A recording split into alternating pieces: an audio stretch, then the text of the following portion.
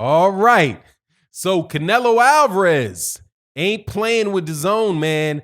And I have a suspicion that he is about to drop a lawsuit on them dudes if they do not do what they promised they would did for Canelo. Let's talk about Canelo Alvarez versus Dazn in this video.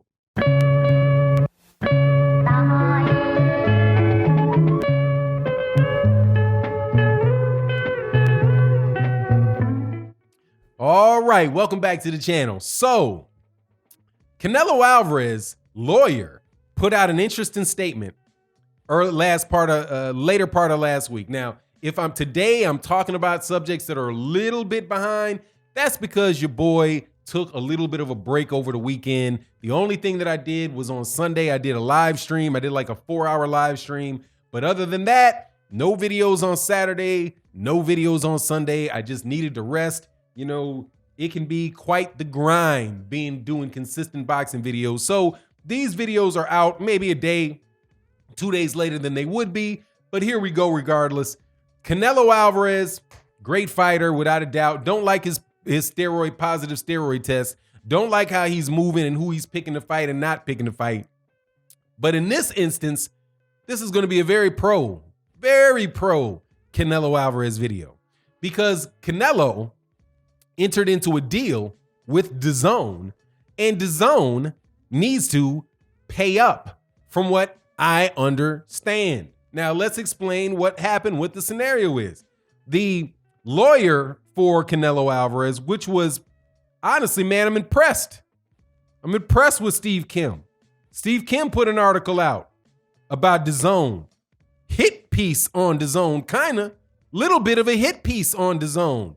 But makes sense because, you know, it is what it is. He's with ESPN. So this was an article Steve Kim wrote that I was like, all right, there you go, Stevie. There you go. You may be a jerk and I might not like 99% of the things you come out your mouth, but good going on this one. He puts out the statement about the lawyer from Canelo team saying, hey, you know, Canelo's training.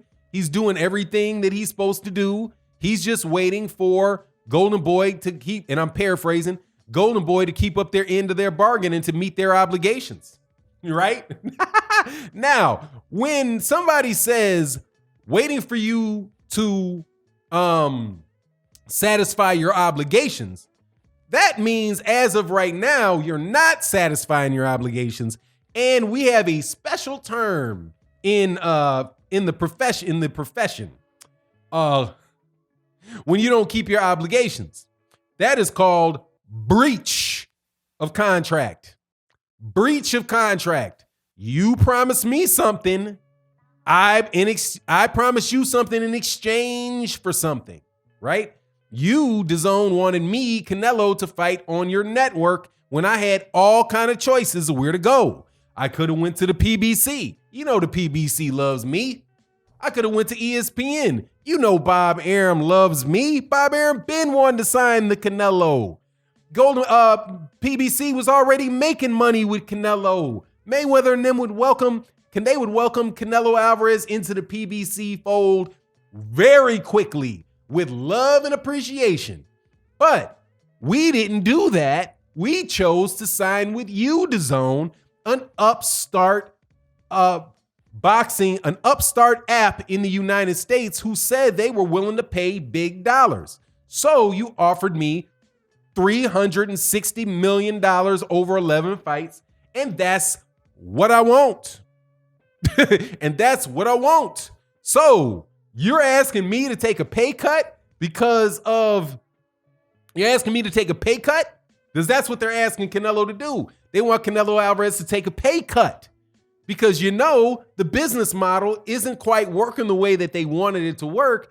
And there's a pandemic. So, you know, they don't want to keep pouring a ton of money into fights that they're not sure are going to do well. So they want to change their strategy. Now, mind you, the same Dazn, from what I understand in Steve Kim's article, Steve, I'm telling you, that was a hit piece.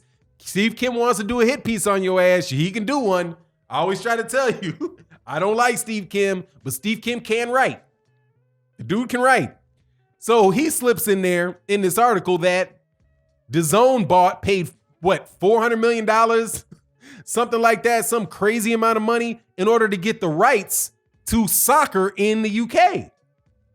So if you got all that money to buy soccer and pay the people off to enter into a new agreement for a rights agreement over there somewhere in Europe for that much money, oh dog, you got money.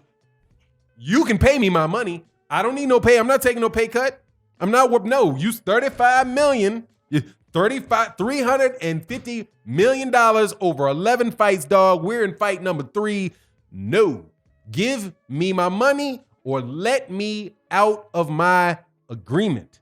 That is what Canelo Alvarez more than likely is going to tell him, because you hear them saying, like Billy Joe Saunders was like, Canelo Alvarez versus Billy Joe Saunders, Billy Ho. I ain't calling him Joe. I'm calling him Billy Ho Saunders, period.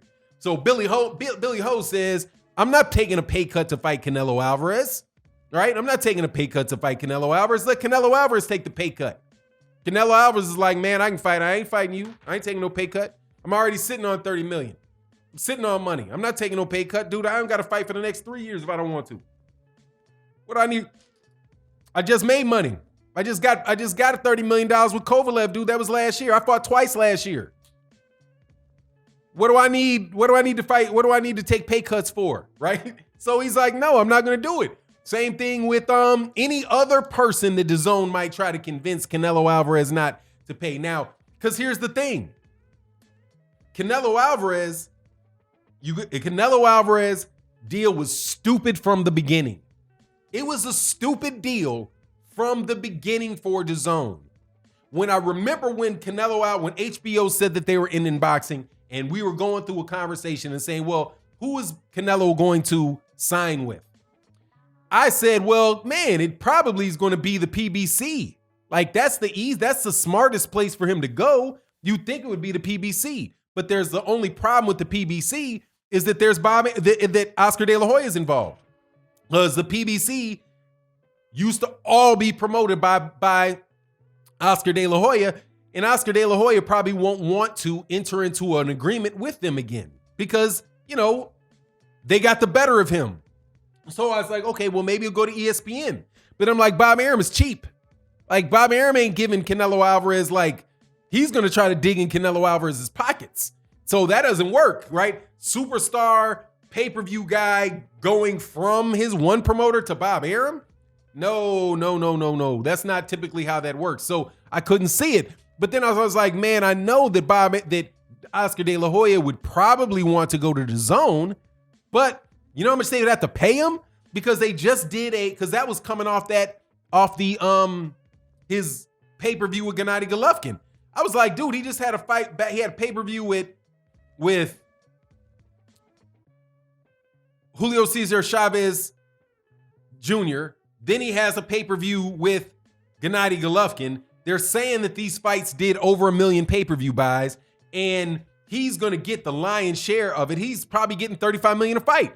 So I said it. I was like, in order for Canelo Alvarez to go to DAZN, they're going to have to guarantee him his pay-per-view money, which is $35 million, right? And that's what they did. They were like, for 11 fights, we're going to average this out over $350 million over these 11 fights or whatever. I think the 11 fights, and that's how we're going to do it, right? But you know what they really wanted? What they really wanted was to try to get a fight with Gennady Golovkin.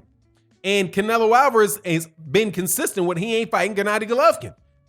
And if I was Canelo Alvarez, I would say the same thing. I'm not fighting Gennady Golovkin. Why? I already beat him twice. Well, I fought him to a draw once. He talked all that shit. All y'all talked all that crap about how I don't fight Mexican style and inciting me, was pretty much what they said is he fights like a black dude. That was what the underlying part of it was, right? Because Gennady Golovkin was fighting Mexican style. I'm Mexican style. So Canelo Alvarez, who was moving and doing different things in the first fight, said, nah, this one I'm going to sit down and I'll fight beat you up style. So he sat down and beat up Gennady Golovkin standing right in front of him. And Gennady Golovkin's trainer that was popping off at the lips, Gennady Golovkin that was popping up off at the lips, and all those fans that were popping up at the lips with Canelo Alvarez, he told them all, man, kick fucking rocks. Kick rocks. I got my money. Sit on that L.